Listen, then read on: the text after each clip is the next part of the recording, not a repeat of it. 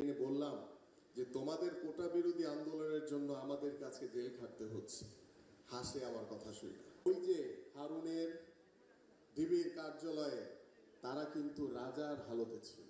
তাদেরকে অনেক ওই হারুনের ভাতের হোটেলে ব্যাপকভাবে আপ্যায়ন করা হতো প্রতি বেলায়। আমরা ঠিক সেই গত 19শে জুলাই 24 সালের কথা বলছি। মধ্যরাতে যখন আমাকে অ্যারেস্ট করা হলো, ডিবির কার্যালয়ে নিয়ে যাওয়া হলো, আমার সাথে আমাদের অনেক জাতীয় নেতৃবৃন্দ তারা ওই দিন অ্যারেস্ট হয়েছিলেন। কেউ 20শে জুলাই, কেউ 21শে জুলাই, কেউ 22শে জুলাই। এইভাবে যখন দেখলাম যে ডিবির ওই যে হারুনের যে গারদ, সেই গারদে ভরে গেল সব বিএনপি নেতা কর্মীরা, ঠিক তখন একটি দৃশ্য আমাদের কাছে চোখে পড়ল। এই যে আজকে যারা হাসনাত, সার্জিস, তারা অনেক বড় বড় কথা বলে, উদ্ধতপূর্ণ কথা বলে, দাম্ভিকতার সহিত কথা বলে। আমরা তখন দেখেছিলাম তাদেরকে যে তারা ডিবির গারদে এসে ঘুরছে, আমাদেরকে দেখছে আর বলছে, মানে দেখে বলছে মানে হচ্ছে যে আমরা চিড়িয়াখানার ভিতরে জীবজন্তু, আর ওরা ঘুরে বেড়াচ্ছে, দেখছে যে আমাদের বিএনপি নেতাদের কি অবস্থা। আমি তখন ওই হাসনাতকে আমি চিনিও না, আমি তখন তাকে ডেকে এনে বললাম যে তোমাদের কোটা বিরোধী আন্দোলনের জন্য আমাদের কাছে জেল খাটতে হচ্ছে। হাসে আমার কথা শুনে। ওই যে হারুনের ডিবির কার্যালয়ে তারা কিন্তু রাজার হালতে ছিল। তাদেরকে অনেক ওই হারুনের ভাতের হোটেলে ব্যাপকভাবে আপ্যায়ন করা হতো প্রতি বেলায়। এবং আমরা দেখেছি তারা ওই যে যারা ডিবির কার্যালয়ে গিয়েছেন, যারা জেল খেটেছেন আমাদের মতো, তারা দেখবেন ওই ডিবির কার্যালয়ের সামনে একটি পুকুর রয়েছে। সেই পুকুরের ভিতরে তারা আশেপাশে হাঁটার একটি রাস্তা রয়েছে, তারা বিকাল বেলা দেখছি যে তারা হাঁটছে। আর আমরা 13 দিন, 19শে জুলাই অ্যারেস্ট হয়েছি, 3রা আগস্ট আমাদেরকে জেলখানায় প্রেরণ করেছে। দীর্ঘ 13 দিন একটানা আমরা রিমান্ডে ছিলাম। তারা কিন্তু ওইখানে বসে ওই কোটা বিরোধী আন্দোলন উদ্র করে ফেলেছিল। তারা ওই স্বৈরাচার শেখ হাসিনার সাথে সহমত পোষণ করেছিল।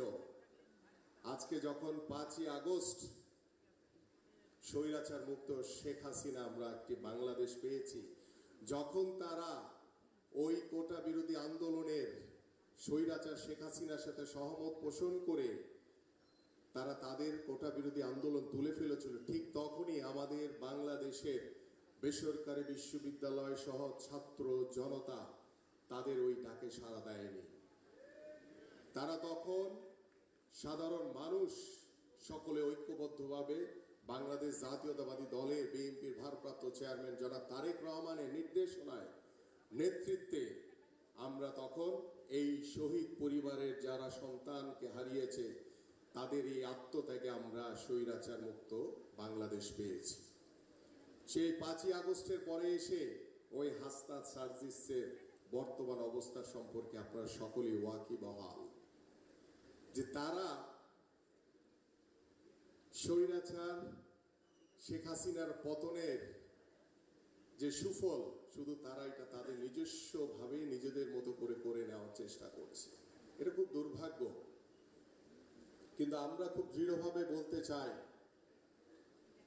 যে আজকে গত 1 বছর আমরা পার হতে চলেছি।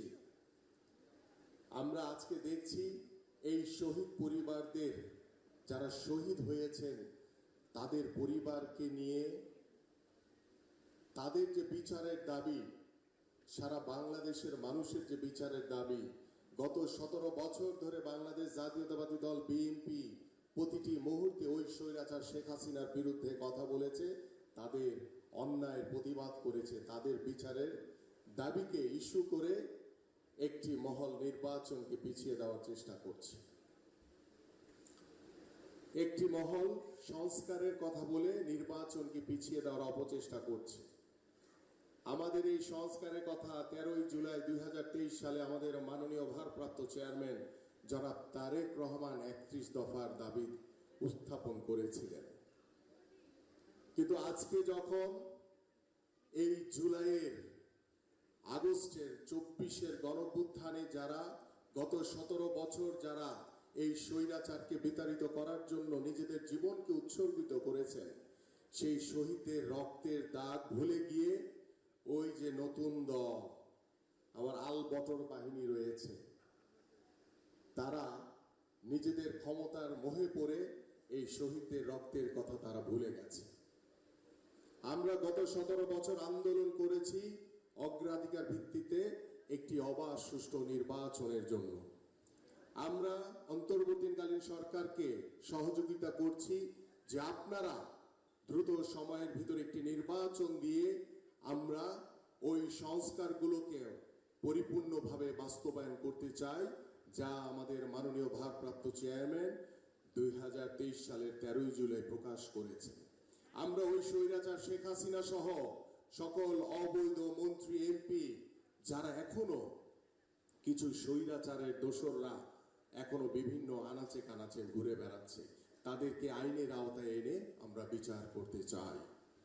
আমরা স্বৈরাচার শেখ হাসিনা মুক্ত হয়েছি 5ই আগস্ট ঠিকই, আমাদের একজন শহীদ পরিবারের সদস্য বলে গেছেন যে আমরা এখনো পরিপূর্ণভাবে স্বৈরাচার মুক্ত হতে পারিনি।